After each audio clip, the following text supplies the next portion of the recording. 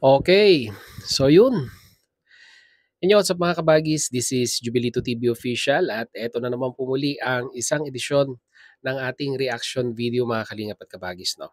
Pero bago po ang lahat, syempre po, mega love shoutout po muna kay Kuya Val Santos Matubang, kay Ate Edna Vlogs, kay Kalingap Rab, Kalingap Netizens, Kalingap Subscribers, Kalingap Supporters, Kalingap Partners, Kalingap Reactors, Team Bios, Team Karepa, Team Strikers, Team Watchers, mega love shoutout po sa inyong lahat.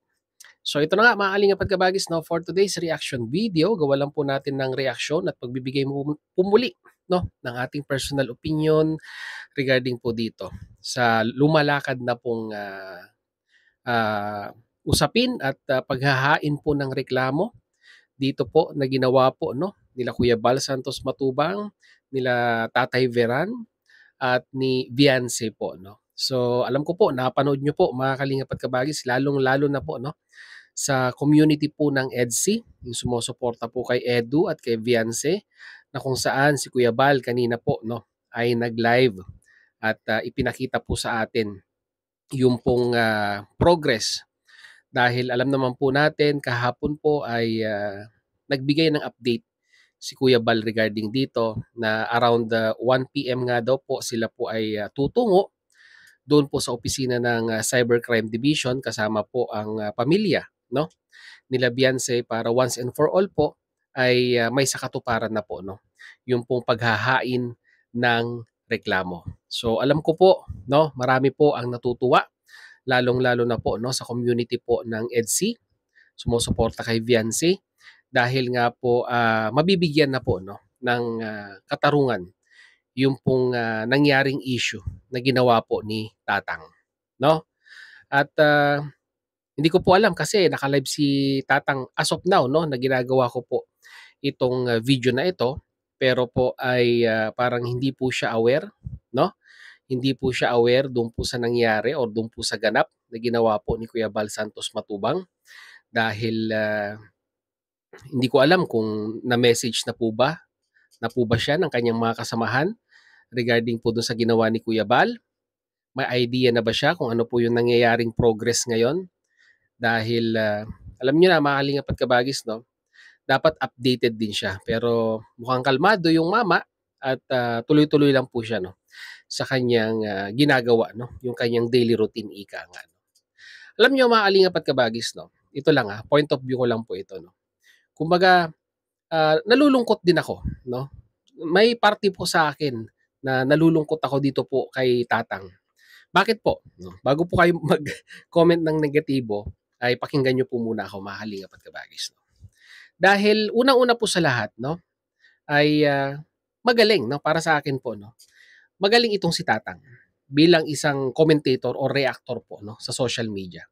Kaso nga lang po, mga kalingap at kabagis, ang ikinalulungkot ko po ay hindi po na-utilize, hindi po nagamit no, sa magandang sabihin na nating pagko-content, no? Bagkus ay supposed to be dapat ay pampa-good vibes, ika nga, no? Yung kanyang ginagawa dito po sa social media. Pero kabaliktaran po, no? Ang mga nangyayari, no? Bagkus ay may mga topic siya na alam ko naman po, na alam nyo rin na hindi po sasang-ayon talaga, no? Sa rules and community guidelines ng platform na ito. Kaya nga po siya kaya nga po siya nasampahan ng reklamo eh, 'di ba? Pero kung ako lang mo, mga kalingap at kabagis 'no, kung na-utilize lang or sabihin na nating nagamit sa tama 'no, yung pagiging magaling magsalita ni Lolo Pedring at kumbaga parang sabihin na nating nai-focus niya 'no, yung kanyang kagalingan sa pagsasalita sa ibang mga bagay-bagay na masasabi po nating productive 'no. Kasi counterproductive na po yung nangyari 'no, mga kalingap at kabagis ay baka tangkilikin pa siya 'no, at suportahan po 'no, ng mga viewers po ng Kalingap 'no.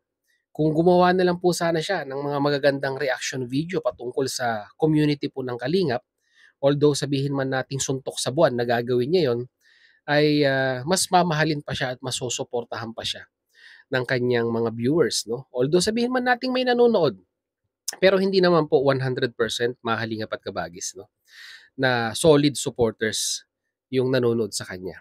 Yung iba po diyan ay naghahanap ng update, 'di ba, kung ano yung mga sasabihin niya, pero hindi po 100%.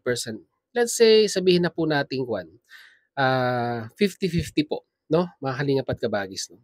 50% na sumusuporta sa kanya and at the same time ay 50% po na nakikimarites lang 'no, sa kanyang mga ibibigay or mga bibitawang salita 'no.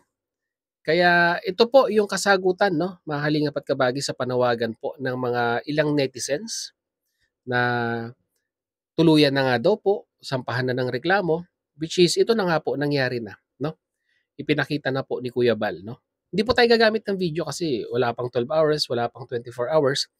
Bagkus ay panoorin niyo na lamang po 'no, sa official YouTube channel ni Kuya Bal Santos Matubang 'no. Yung kanyang mga live nandun po lahat, mga Kalingap at Kabagis 'no, sa mga hahanap po ng update at bilang suporta na rin po 'no, sa ama ng Kalingap para naman po kahit papaano po ay 'di ba, madagdagan po naman ang kanyang views 'no, mga Kalingap at Kabagis 'no. Kaya alam ko po, marami po ang natutuwang mga EDSI community ngayon. Dahil sabi nga po nila ay justice has been served for Beyonce. Ika nga mga Kalingap at Kabagis 'no. At sa mga nagsasabi na ang Kalingap po ay puro nga lang daw po dada, puro lang daw po pagbabanta, hindi naman po pagbabanta 'yon, 'di ba? Kasi meron naman pong meron naman pong probable cause para masampahan ng reklamo, 'di ba? Kasi unang-una sa lahat ay may mga nasabi siya na masasabi po nating unang-una, labag 'no, labag po sa ating batas 'no, dahil meron po tayong tinatawag na ah, BAUSI 'no, Violence Against Women's and Children na batas po 'yan dahil diyan po pasok po si Beyonce dahil unang-una po sa lahat ay menor de edad po siya. At meron din po tayong tinatawag na cyber libel dahil yun nga po, wala naman po silang maipakitang pruweba lalong-lalo na po si Tatang na yung pong kanyang mga allegation na ibinabato kay Beyonce ay may katotohanan. 'Di ba mga Kalingap at Kabagis 'no, puro kuwan lang po para sa akin po 'no, puro hearsay lang po 'no, yung kanyang mga binibitawang salita na kung saan ang kanyang reference di umano ay yung nga pong sinabi ni Dr. Lab nung nakaraan na nagsalita rin si Dr. Lab sa video upload or sa live streaming ni July Paunil na hindi po totoo. So, ano pa yung masasabi nating pinanghahawakan nila na ebidensya ngayon. So, ayan po 'no, this is the first step mga Kalingap at Kabagis, lalong-lalo na po sa EDSI community, do'n po sa ah, isinisigaw na hustisya para kay Beyonce. Alam ko po mahaba pa pong proseso ito, pero sana po 'no, be patient 'no, sa mga viewers po natin. Dahil ito po yung pinaka-crucial at pinakaimportanteng part 'no, ng pagsasampa ng reklamo 'no.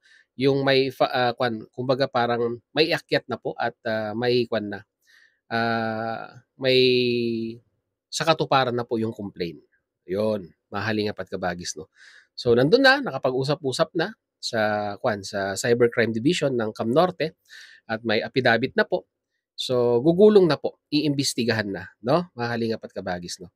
At kung mapatunayan 'no ng Cybercrime Division na meron pong probable cause ay dun na po iikot yung tinatawag po nating hustisya ika nga 'no. Na ako po 'no, point of view ko po kung ako pong tatanungin ninyo ay talagang malaki po ang tyansa na makamit ni Beyonce yung hustisya po 'no, regarding nga po dun sa sinasabi po natin or sinasabi po ng mga viewers na pambabalahura 'no, mga Kalingap at Kabagis. So yun lang po ang ating updates 'no, kagaya ng sinabi ko kanina, panoorin niyo na lang po sa channel po ni Kuya Val Santos Matubang yung regarding sa pagpunta po nila sa Cam Norte Cybercrime Division, mga Kalingap at Kabagis. So yun, hanggang dito na lang mga Kalingap at Kabagis. Sa mga hindi pa po naka-subscribe kay Jubilito TV Official ay subscribe niyo na po 'no. At kung nagustuhan niyo po ang ating reaction video for today ay yun po, i-like niyo na rin po 'no. Magandang po yan, magandang regalo niyo po 'no kay Jubilito TV Official. Dahil makakatulong po yan 'no, sa recommendation and at the same time po ay sa algorithm po 'no, ng video upload na ito, mga Kalingap at Kabagis 'no.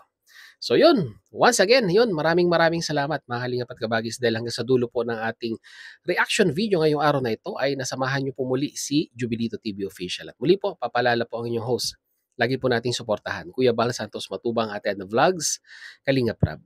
Ayan po. So hanggang dito na lang mga Kalingap at Kabagis. Once again, this is Jubilito TV Official, proud member po ng Team Koos at ng Team Bios. As I always say mga Kalingap and Kabagis, peace, God first. God bless po. Bye-bye!